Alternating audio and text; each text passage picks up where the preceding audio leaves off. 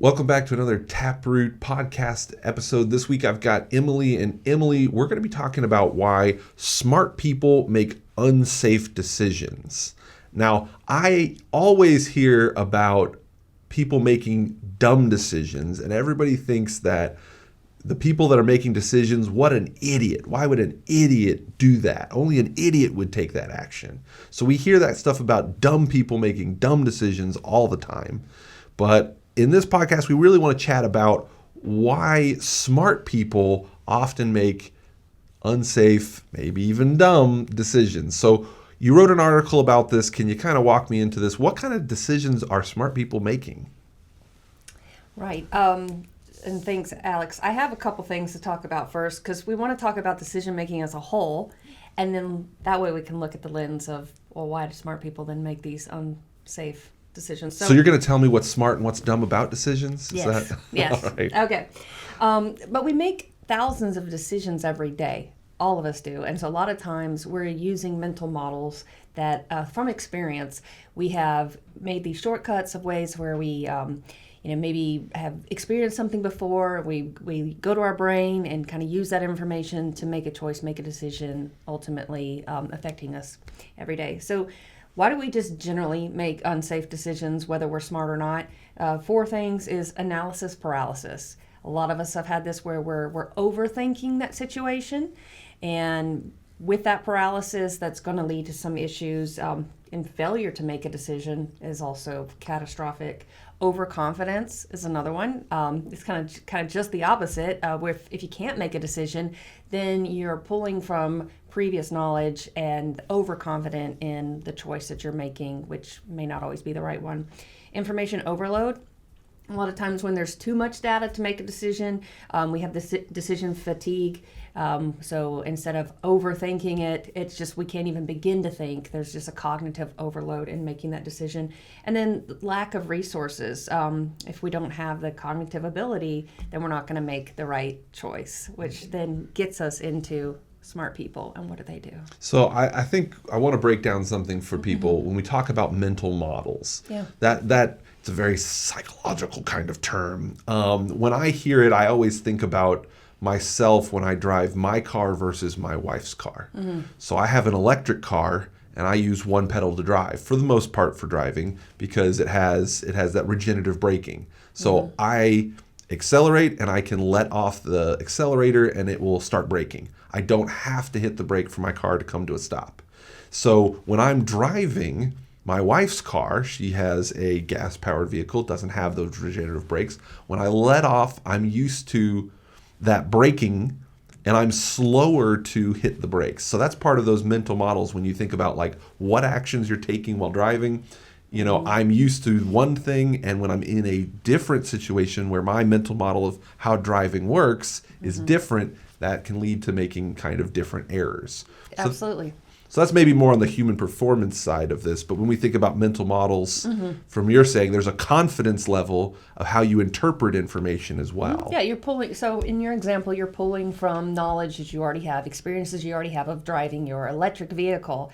Same thing happens to me when I swap cars with my husband. We both have the same manufacturer vehicle, but the remote starts in a different place. And so I'm always like hitting it, and I'm like, it's up there. So it just out of habit.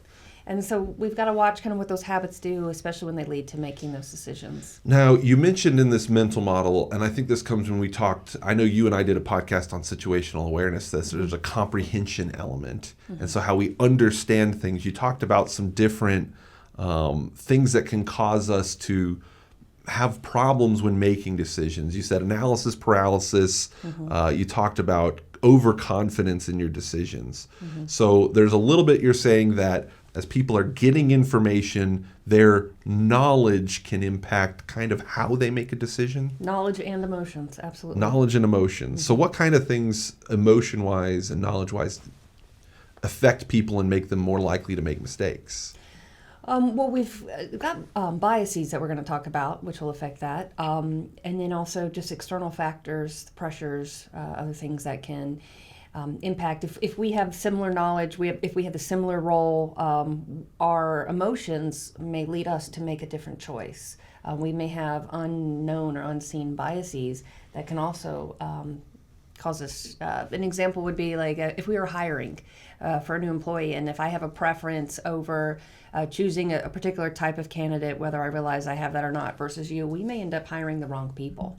Even if we split it right down the middle, where I have 5 candidates and you have 5 candidates, it's going to affect what that ultimate outlook is going to look like based off of things that we can't always determine. And I'll give a reference when I was taught early for hiring people. A lot of the times you have an ideal employee, and that comes from experience, right? You might have a rock star of an employee who does excellent work, and that kind of biases you to this is what a good employee is like. So when you interview candidates that are different, they might still be rock stars and potential rock stars, but they're different than what your typical employee is. Your biases can lead you to discount those. So that's a good example of thinking about how some of your cognitive biases can lead you to ignore certain signals. What other kinds of things make people ignore dangers, ignore signals and problems? Well, that leads us into, from the article, the 4 key reasons why people are making those unsafe decisions. So I know you have some notes on that and the biases that we want to talk about. If you're ready to jump into it. Okay. All right. So I have some examples from history most people should know about for each of these 4, and then also some maybe more practical things that might be seen in the workplace. Okay, so what's the first one on the list? The illusion of safety in familiarity. Okay, so I had to look this one up because this is not one I had any familiarity with. What is the illusion of safety and familiarity? We become comfortable once we become more familiar with things, and so that leads to a lack of cautiousness. We become used to something and expecting that, well, nothing's happened yet.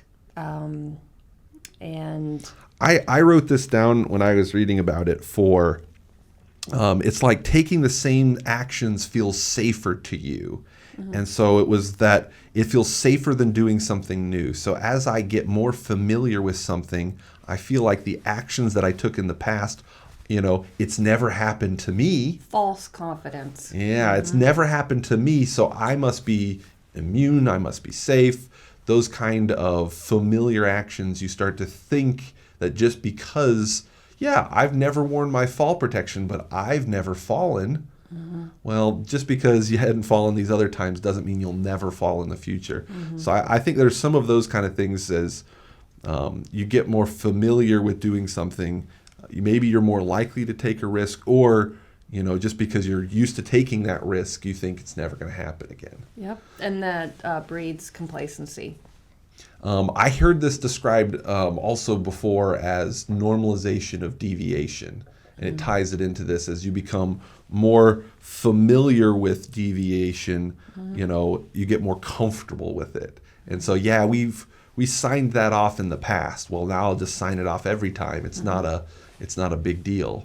It's also those repetitive tasks that were, nothing's going to, just as simple as we drive every day, but how many mistakes, how many accidents are happening because of that? And even if we took away the multitasking, we're not touching the radio, the phone, anything like that. It's as simple as even the gas pedal. Now, I know for a fact, if anybody's been watching this podcast, they know the story about how you speed all the time. So they can go watch the blame episode to hear about Emily's driving habits. But I think this is a good point to say, when we think about familiarity and comfort, how do I get people to break away from that? If I'm worried about smart people becoming too familiar with the risk, what are some things that I can do to get them away from that and break that habit? What are some options that maybe people can use? Well, first off, we've got to not underestimate risks. We've got to remove from our vocabulary, I know what I'm doing, and take the time, slow down to especially with decision making, the quicker we're having to make those decisions, the more problems that come from that. So if we can have a controlled environment to assess and make that decision and then think about those cognitive biases, be aware of that, it's going to help making sure that, for one, we're not assuming that because it hasn't happened, it's not going to happen at all. The dangerous phrase, "I've done this 1,000 times, I know what I'm doing," those are kind of key phrases in there, which is, this is why we always use a procedure. I want a pilot that always goes through the pre-flight checklist as a checklist. Not, I just know it, so I just boom, boom, boom, boom, boom. It's, no, we go through it, we're disciplined. It's our, I've done this 1,000 times, and I'm going to continue to do it the right way 1,000 more, because that's my discipline that I put in place. Yeah. I think that's a good mindset for breaking away. It's just because I'm familiar with it does not mean I take, maybe say, shortcuts. So an example is the Challenger disaster and the infamous O-rings. NASA engineers had successfully launched multiple space shuttles before, creating that false sense of confidence.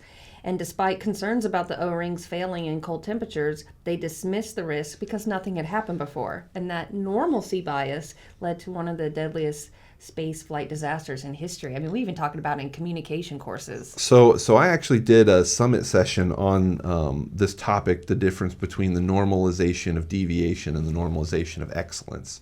Mark wrote an article that it doesn't exist. Normalization of deviation doesn't exist because deviation is normal. And something to think about with the Challenger disaster, you don't have to do anything special for people to become comfortable with deviation. That is the default. We are naturally going to become comfortable. And so smart people think they are immune to this. You're not. This is the natural state. Admiral Rickover has a famous quote where he talks about making sure that sailors use three-way communication. And when he was talking about this, he's like, the job's never done. A trained person does not stay trained. From the moment they are trained, they will start to erode and, deviate, and those small deviations. And only the captain of the ship can correct that behavior and maintain it to standard. And so Rickover's mind was that it's a cultural issue, and as leaders, you have to step in and drive culture. And so normalization of deviation is not a sign that the workers are making mistakes. It's a cultural sign of leadership's failure to commit to holding them to a standard of excellence. I think that's the Challenger's a great example, just because you have this case of not only did they have this repeat problem, and for those, again, with the Challenger, those O-rings, it wasn't that they were always failing. It's that they were coming back in a condition that was beyond what they expected. And so just because, it came back safely, so it must have been okay, that's not the case. It was wearing more than you expected, meaning there's a safety factor that you are really not taking into account. So as soon as they were in those colder conditions, now that O-ring is going excessive pressure that you didn't anticipate, causing it to fail. So those are the kind of things that this deviation was acceptable under these conditions, but they didn't recognize that the conditions had changed. And that's actually not true. There were people that did recognize that the conditions had changed, but they were ignored. So again, puts back to that leadership level. There's multi-layers of why there was some issues with this. I mean, just time pressures and everything, but ultimately it's one of those of the illusion of safety and familiarity. So I think that leads us kind of into the second one you had on your list. Can you go through what's our number 2 reason that people make unsafe social decisions? Pressures, override caution. Oh, okay. So there's a couple different types of social pressures. What are some things people need to look out for? One of those is groupthink. Hierarchy influence is another, and then obviously peer pressure. So the groupthink is if everybody's working fast and skip steps, people will hesitate to slow things down for safety because they look at the group and see how everybody else is acting, and they don't want to be that one to, hey guys, wait a minute. So they kind of go with the crowd, go with what the majority is doing, and that is just like you're talking about the deviation. It's if we see that as common practice, then I guess that's what we're doing. So obviously the one I always think of, just because, I have this conversation a lot, which is, why are you speeding? Well, everyone else is speeding. I can't go, if I was going the speed limit, I would be causing problems and people would be honking at me. That's the group think, because everybody else is doing it, therefore I have to do it too. I do think so. The group think's definitely a big problem. It's fascinating when we see what people do in group.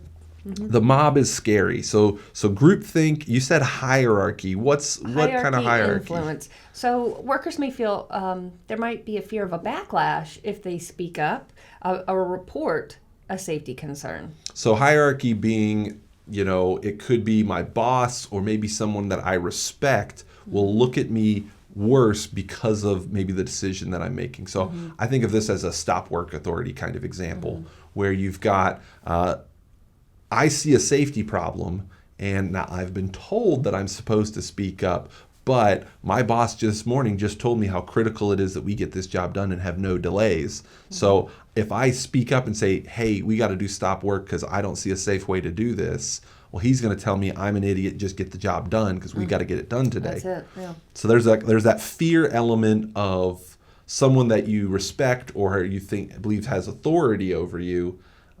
Their influence might lead you to not say something or to do something you feel uncomfortable with. And that's can affect and make you make a decision that's not ideal. The third one, you said peer pressure. Yeah. And, speaking up about safety could be seen as weak. Kind of going with the flow and what everybody else is doing, depends really on the culture. If you have a strong safety culture, then that would be away from the norm.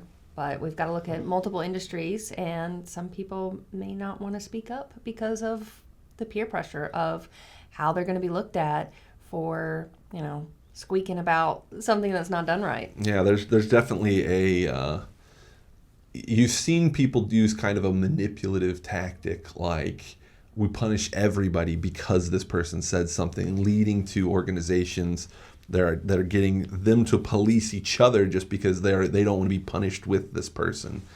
So you can kind of see those kind of, we'll say, management manipulative tactics that get those peer people to shut each other down. Management doesn't even have to shut them down just because they've created this oppositional force from peers.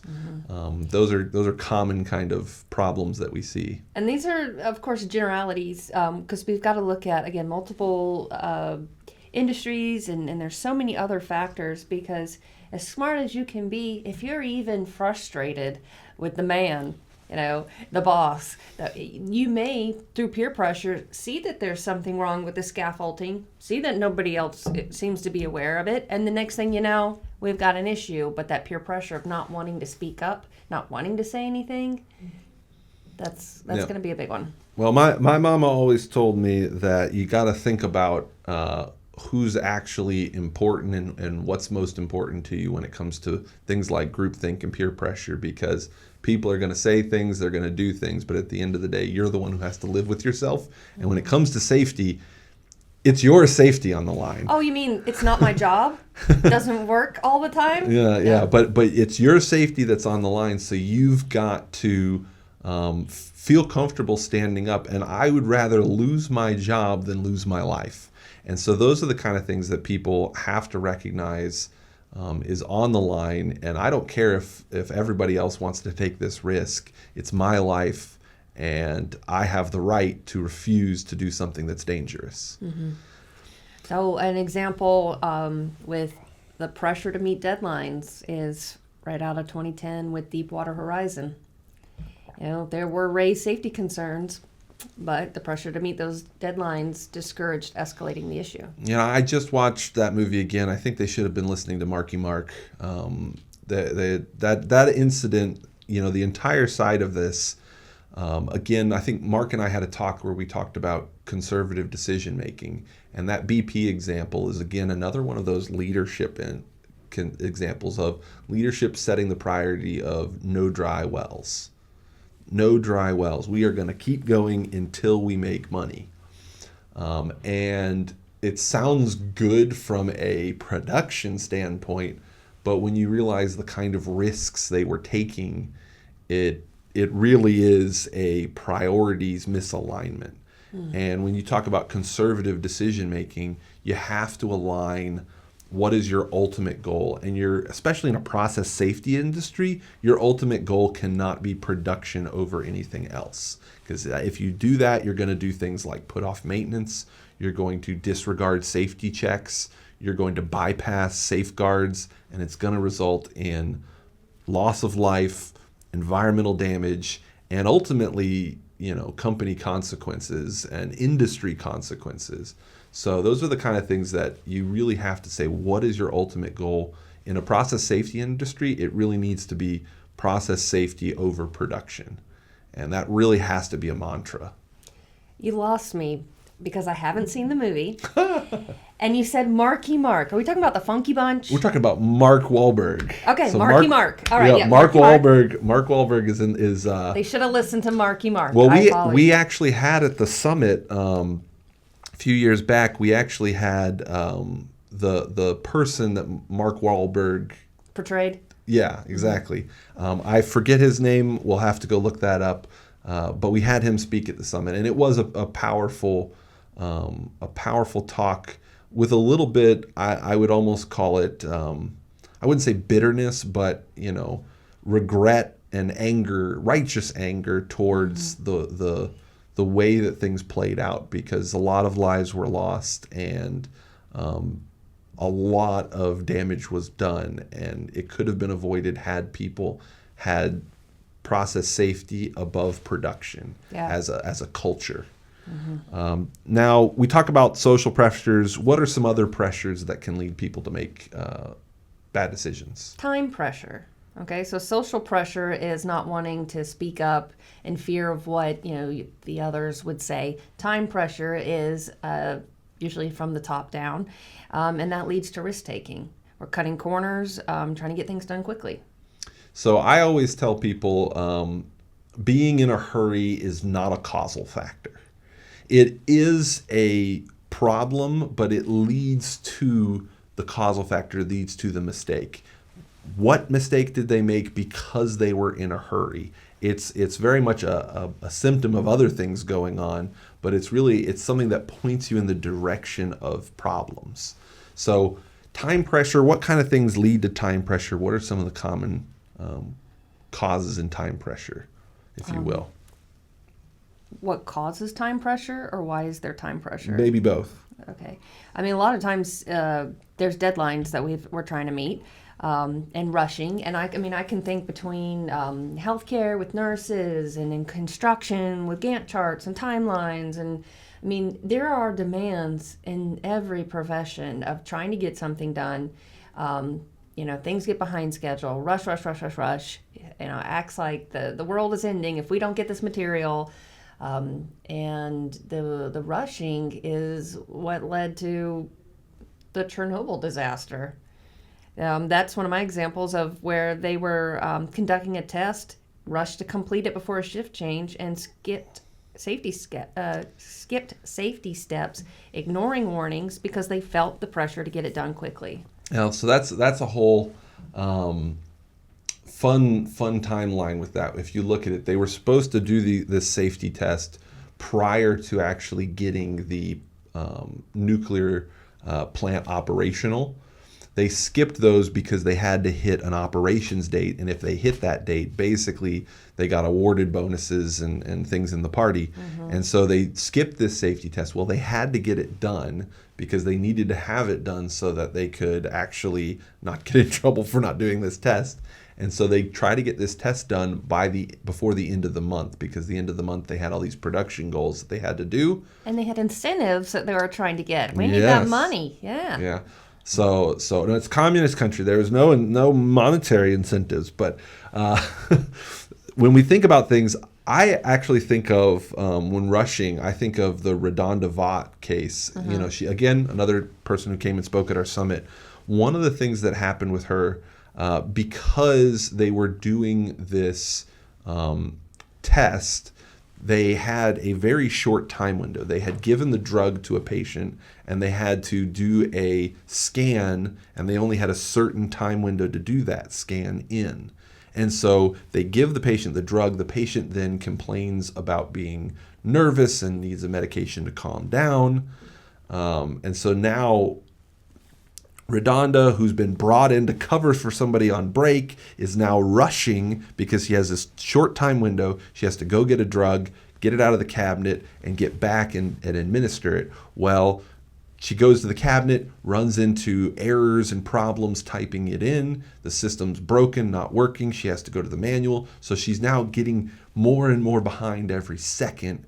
And you can see the mistakes that were made in there under that time pressure, how it can lead to people then taking shortcuts, like in her case, not performing the 5 rights.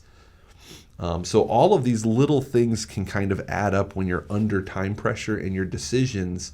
It feels like there's a boulder that's pushing and pushing and pushing, and you got to do your little Indiana Jones run where it's coming behind you, and those kind of things can lead people to, you know, feel that pressure and start to make bad decisions. And in her case, and she admits this, she made several mistakes that led to a person, you know, ultimately dying.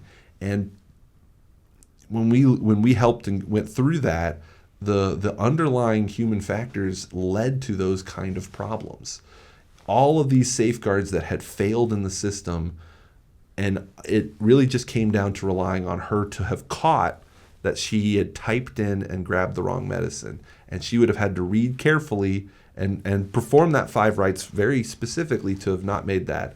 And so when you have those elements of time pressure with bad human factors and failed safeguards, it can really, really set people up for, you know, horrific outcomes. And a lot of times these are, again, multi-layered, where there's so many external forces that are coming at play here. With the time pressure, we also talked about, typing in the code. It was an override, a system override that everybody was doing. So that puts us right back to the illusion of safety and familiarity. We all do this. We all type in the code. And so those stops, those checks, those things that were supposed to prevent things weren't there. And we already know that there's a nursing shortage. So that adds to another layer of complexity and the amount of decisions that we have to make. Because again, all of us make decisions every day. Now, just because we say that somebody made a mistake, again, I refer them back to that blame episode that we did. We're not looking necessarily to blame, but we want to look at why people take shortcuts. So what are some of the different shortcuts that kind of our brain takes us through? Well, there's 3 big ones that are those dangerous shortcuts. We've got optimism bias, which is it won't happen to me. Confirmation bias, which is where you're only noticing information that supports and confirms what you believe. That would be like listening to a news station that already aligns with how you think and ignoring anything else. And then normalcy bias is assuming because nothing bad has happened before, it's not going to happen now. Yeah, so we kind of mentioned the normalcy a little bit earlier with that familiarity, right? Which is it's never happened to me, and therefore it's never gonna happen. So that kind of fits with the normalcy. Confirmation bias. I see this a lot when it comes to management kind of decisions and leadership decisions. So this would be an example where, we need to make a critical decision and my bias says it's always this. So for example, we had this common problem and I say, it's always the bearing was installed wrong. I know it was that's like 90% of the time, and these guys don't really care how they're installing with hammers. So I've seen them do that before. Therefore, it's probably that.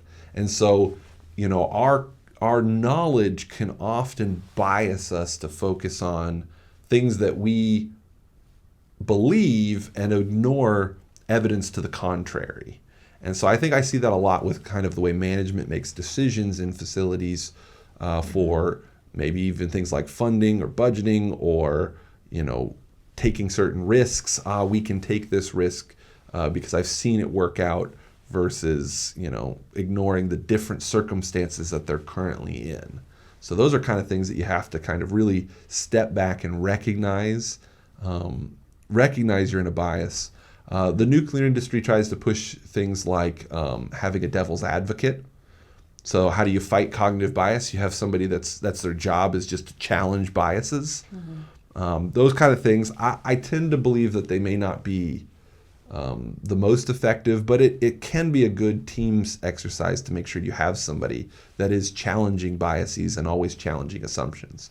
The Rickover, the nuclear Navy's method, was to just make sure you had a room full of experts. And if you had enough expertise and you defaulted to the expertise, you had a higher likelihood of not making a mistake. But you have a room full of bias. You have a room full of bias, but it's bias backed by expertise. That was the philosophy. And that if you were making those decisions in a conservative way, you would be less likely to make wrong decisions because they're conservative, meaning you're putting, in that case, nuclear safety at the forefront of your decisions. You're not taking actions that put nuclear safety at risk, and you're using expertise to grant kind of the decision making. Okay, I could poke holes in that a little bit. Well, it's not a perfect. It's not a perfect, as we say. Any safeguard that relies on human as the last line or human decision making is very risky. So not the most reliable. But when we try to think of how do you make managers more reliable, you can only do so much. Yeah. So an example I have for the brain taking those dangerous shortcuts is the captain of a cruise ship, the Costa Concordia, took a shortcut too close to the shore to show off to passengers. He ignored nautical charts and warnings, assuming everything would be fine because he had navigated similar waters before. And the ship ran aground, killing 32 people. That was in 2012. Yeah, and that's a famous picture too. You got the whole cruise ship on its side. Would not want to be on that cruise ship. So we've got all these different things that can cause us to make, we'll say, non-ideal. Some might call them dumb, but we'll say non-ideal decisions. What's the takeaways that we should have from this? Oh, yeah. So some final thoughts on how to prevent unsafe choices. I've got 4 of them. Okay. All right. The first one is recognize biases and pressures before they influence decisions. Okay, so you have to acknowledge them and notice them. All right. Next, encourage a culture of speaking up without fear of retaliation. Okay, see if we need to create psychological safety in our organization. Good job. Okay. And 3, redesign processes to remove unnecessary time pressures on workers. That's the give them time to respond to error. And then lastly, train employees to spot cognitive biases before they lead to risk-taking. Now, I'll challenge on a couple of these. So in our human error course, Mark and I go through, we talk about what are the most reliable things that we can do. And we actually go through different cognitive biases, and we talk about how good are people at actually catching mistakes. And research shows we're really bad at that. We're really bad at noticing our own biases. Even with bias training, you're bad at noticing that you're in a biased state. So what you have to do in order to identify biases is you have to set systems up to actually either remove biases or make it where the decision point is based on, I'll call it evidence, but we'll just say it as proceduralized. So as opposed to a knowledge-based decision where you're making a decision based on uncertainty, you have to give criteria for how and why to make the decision and giving maybe a little more guidance on how to make those right decisions.